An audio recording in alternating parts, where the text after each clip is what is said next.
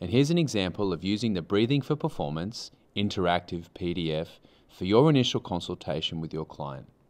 We suggest that you use this form for every initial consultation because, as we know, there are some contraindications to this therapy, and it's a great tool to find out why your client is sitting in front of you and how you can help them best with Breathing for Performance.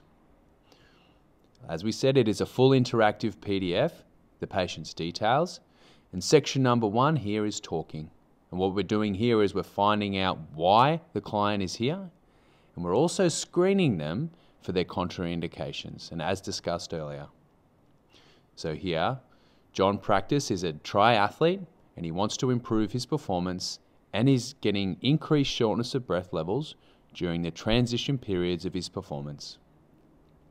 He's been referred by his coach, some allergies, and he has stable asthma.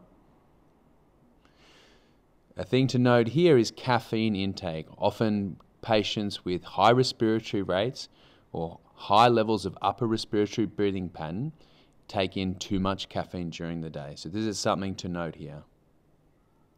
Also something to note for athletes is their craft or their equipment they're using set up specifically for them? Quite often athletes are on these craft for hours at a time, and improper setup or improper ergonomics for their craft can contribute to their breathing pattern disorders. And down here, we've got the subjective symptoms section. So these are some questions to ask your patient and how you can help them improve their breathing. So here, John is a nose breather, and he's suffering from shortness of breath levels in the transition periods of his triathlon, from the swim to the run, and from the run to the cycle. Now we're moving on to the second section, the watching section. And here, I suggest you take the pulse of your patient and at the same time, monitor their breathing so you can see what type of breathing pattern they are undertaking. Here, John had a pulse of 72. I also took his blood pressure, but this is not needed in every consultation. And I saw that he was overusing some upper respiratory muscles. He did mention that he was getting some pain 1 out of 10 in his upper trap area.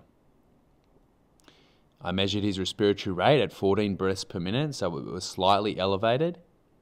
And then we undertook the K5 breathing link training. And as we'll show you, we can measure his MIP, so his strength. We measured his peak inspiratory flow rate and his maximum volume during his training sessions. I've set his training load at 20% of his MIP, so that's 30 centimeters of water pressure.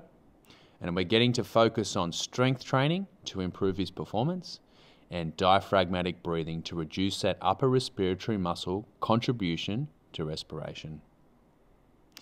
As we said, focusing on diaphragm breathing and strength for the first few weeks. And as he is a swimmer as well, we'll also incorporate some inspiratory flow training. His goals: improve his strength, improve his inspiratory flow rates, and improve his diaphragm breathing. You can access this as a handout to this module, and I suggest you use it with every initial consultation for Breathing for Performance.